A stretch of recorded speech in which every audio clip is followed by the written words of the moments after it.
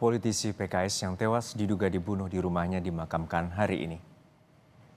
Setelah selesai diotopsi dan disolatkan, jenazah anak politisi PKS yang tewas di dalam rumah mewahnya dimakamkan di tempat pemakaman umum Makam Balung, Kelurahan Citangkil, Kota Cilegon, Banten.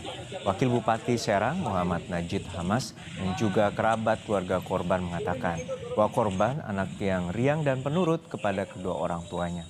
Saat ini keluarga menyerahkan proses hukum kasus pembunuhan putranya kepada polisi. Keluarga berharap pelaku segera ditangkap.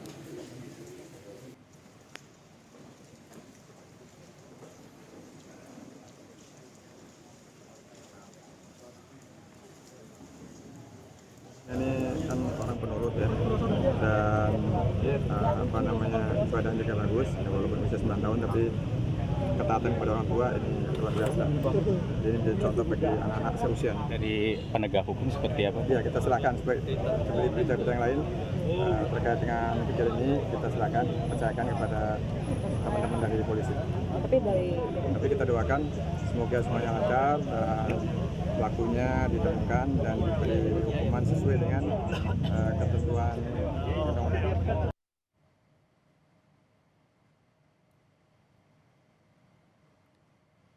Dari hasil pemeriksaan polisi, diketahui korban sempat menelepon orang tuanya sebelum terluka untuk meminta pertolongan. Korban ditemukan terluka oleh keluarga dan langsung dibawa ke rumah sakit.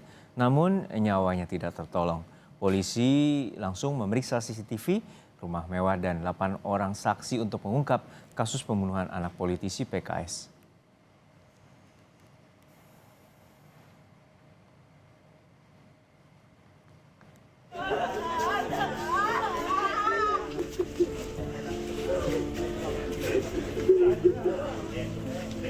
Duka mendalam dirasakan keluarga anggota Dewan Pakar Keadilan Sejahtera, Maman Suherman. Anaknya yang berusia 9 tahun ditemukan meninggal dunia dengan sejumlah luka benda tajam.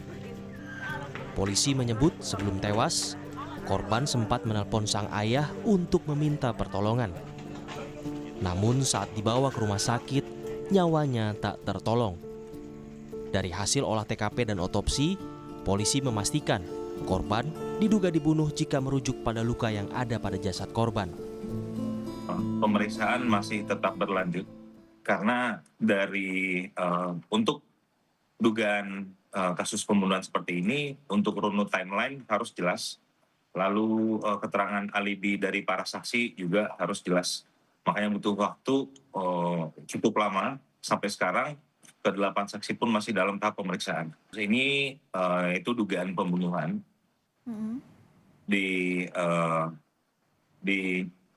Dapat dilihat dari bagaimana keadaan korban di rumah sakit. Makanya sudah dari Polres Cilegon sudah membuat LP yang mencantumkan dugaan terhadap kasus pembunuhan. Jadi bukan perampokan. Begitu, Bang. Saat ini polisi sudah memeriksa CCTV dan mendalami kesaksian 8 orang. Namun polisi belum menetapkan tersangka dalam kasus ini karena masih mendalami kesaksian dan motif pembunuhan. Suherdi, Kompas TV, Cilegon, Banten.